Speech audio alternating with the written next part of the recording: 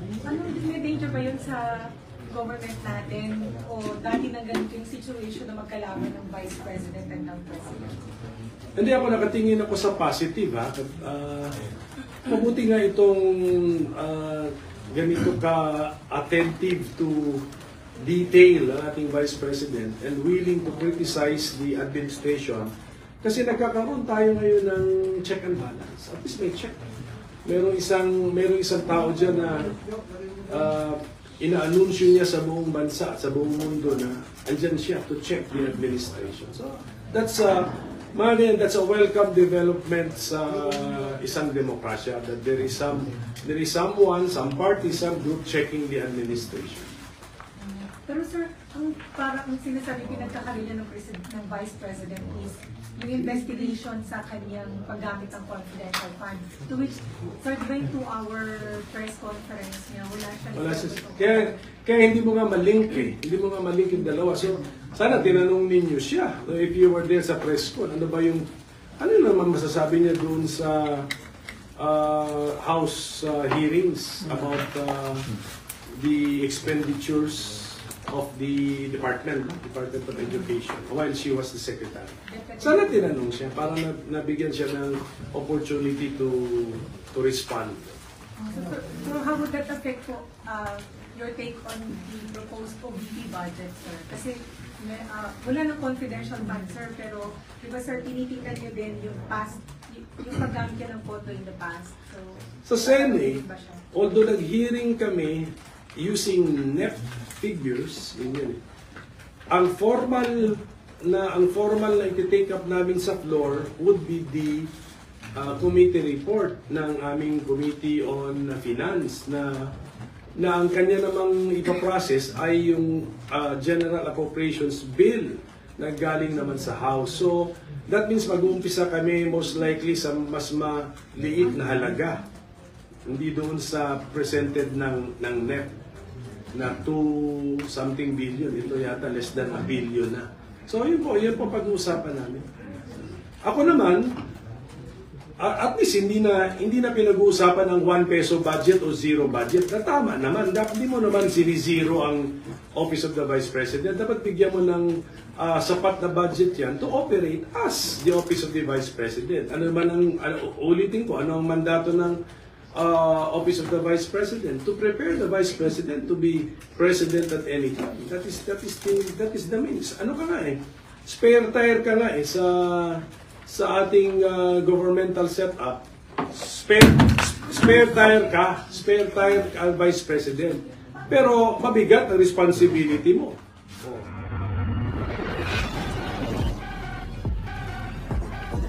Ready ka maging presidente? So yan ang paghandaan. Any other question? Sir, lang po sa drug war code, paano po ba magiging structure? It will be the Blue Ribbon, it will have subcommittee, and then when do you plan to start? Ano po yung magiging focus? Ito po yung nalaman kong plano, no? Kasi naka-break ang Senado ngayon. Ang rules namin, only the Senate Blue Ribbon can hold hearings even if walang referral from the plenary. So yun ang ina-apply yata ni SP Cheese na rule. Kung gusto ng ibang senador na magka-hearing kami during the break, only the Senate Blue Ribbon Committee can do it. But what is kung yung chairman or chairperson ng Senate Blue Ribbon has no time during this last 2 weeks of the break, she can always form a subcommittee. Ginagawa ko rin naman yun as chair of the Justice Committee ng subcommittee. And I think she will be forming a subcommittee. Yun ang usapan nila ni SP Cheese, and she will be naming me as the chairman of the subcommittee. At kung gagawin po ni Chairperson Senator Pia Cayetano yun, tatanggapin ko po yung designation ko. And then, that means ginagawa namin ito so that we can hold the hearing in this coming 2 weeks. So dapat yun po ang gagawin natin. We will have to fast track everything. At kung ma-formalize na lang muna lahat, then I will have to fast track everything. I will now tatanungin ko sino ba ang nag-file ng reso na ito. Tatanungin ko yung senador na yun. Okay, sino ang resource persons na sa isip mo? And then magre-research din kami ng sarili namin. Mag-imbita kami ng resource persons bilang subcommittee in coordination with the mother committee, ang Senate Blue Ribbon. But we will make it a realistic list. Huwag yung sobrang dami ng inimbita, imposible naman din mapasalita sila or matanong sila sa ilang oras ng hearing. So we will be realistic with our approach. Okay? Ito ay ginagawa lang natin dahil kung gusto talaga ng mga senador na mag-hearing kami during the break. Pero pagka-resume na kami, we can always hear the resolution na may final ng isang senador na resolution and it will be referred to the proper committee. Pwede pa rin sa Blue Ribbon, pwede rin sa Justice. Pero iwasan na siguro namin nga yung public order kasi nga yung chairman namin, si Senator Bato, nababanggit kasi ang pangalan na doon sa naunang investigation ng House. So, either kahit anong term na gamitin mo, delikadesa, or custom, or tradition, merong marami ng dahilan na huwag siya ang mag-chair. But as a member of the Senate, attend siya. Kung gusto niya. Sir, may urgency ba para i-investigahan mo ba? Ako kasi, ang sinasabi ko lang sa mga colleagues ko, ready ako. Kung sa tingin nila may urgency, sila magsabi kung may urgency. And siguro kung if there are two or more senators interested in this subject matter, I will, pwede ko nang sabihin na, sige na, marami-rami na ang interesado and it's urgent din i-hear natin. Sir, kung sakaling matutuloy, sino ang mga unang kukunin mo ng mga resource person? Yan ang pinunta ko ngayon because I will meet with my staff. Ililista namin yung potential na resource persons. Pero gaya ng sinabi ko kanina, maging practical naman kami. Hindi naman lahat ng posible imbitahin namin. Mamili kami ng siguro para orderly ang investigation natin. Dapat yung kwento orderly din. So at the start of the Duterte administration, so June 30, 2016, 12 noon ng June 30, 2016, or even earlier, kasi siyempre naghahanda naman ang incoming administration ng kanyang administration. So, doon tayo mag-umpisa. Then para tayong isang train na aabante sa timeline. So, yun ang ating gagawin. Hanggang sa end ng term, June 30, 12 noon ng 2022. So, yun ang gagawin natin. Ganun ang para orderly, doon tayo mag-umpisa sa June 30 or even days before that of 2016. So, may sinabi po si Senator Bato na gusto niyang imbitahin at baka naman pumunta si former President Duterte. So, hindi siya unahin, sir, na imbitahin. Kasi kailangan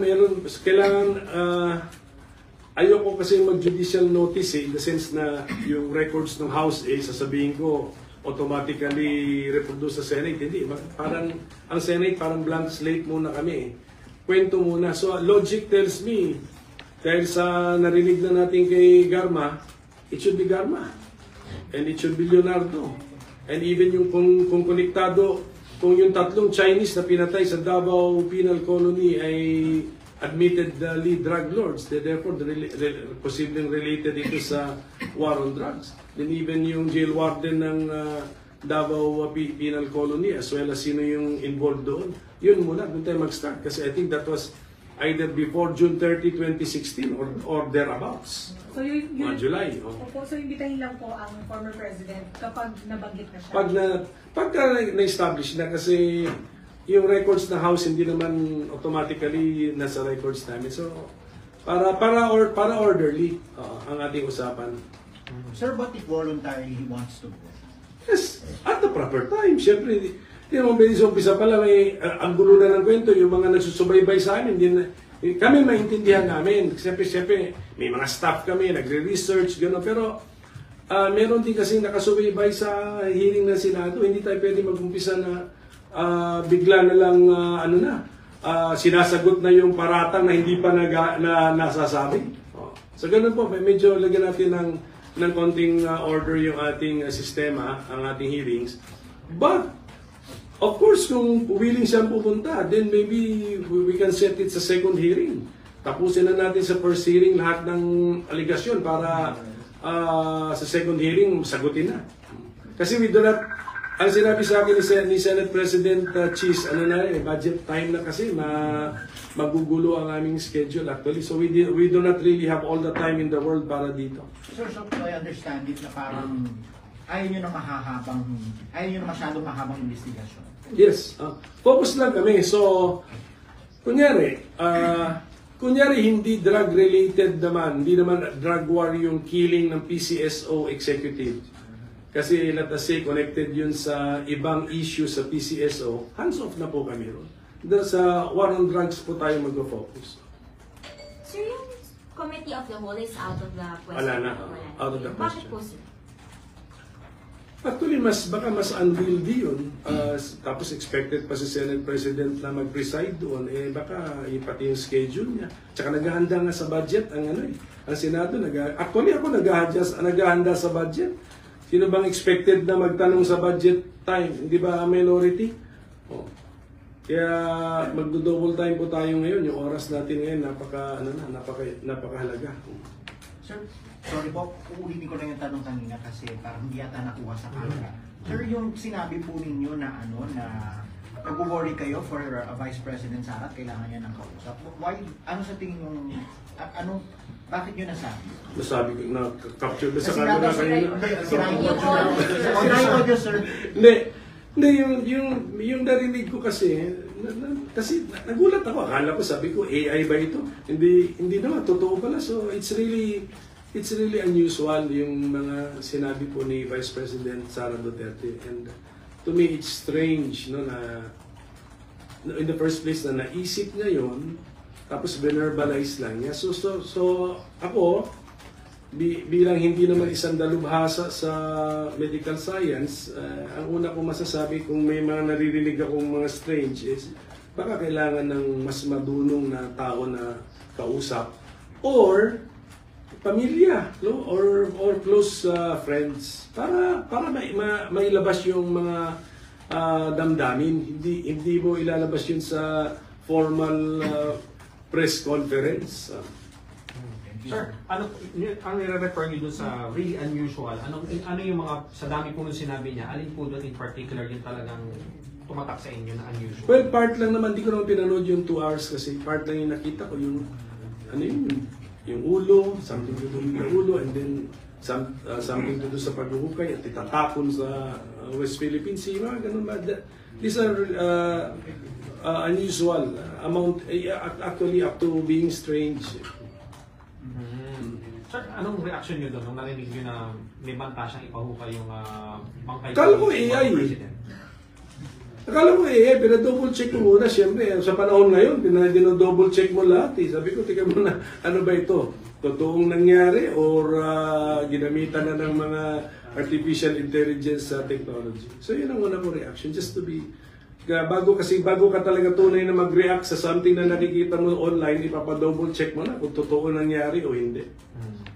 Do you think, sir, may chance pa na magkasundo ang magkabilang panig? Sana meron mag-attempt, pero hindi ko na i-blame yung mediator kung hindi siya mag-succeed. Medyo, sa aking palagay, medyo masyado nang malayo, masyado nang nagkahiwalay. Pero sana meron pa rin mag-attempt. Pero best effort na lang, at saka huwag natin i-blame ang mga mediator. Palakpakan natin sila, appreciate natin yung effort nila. But kung hindi magtagumpay, we should understand. Okay, thank you.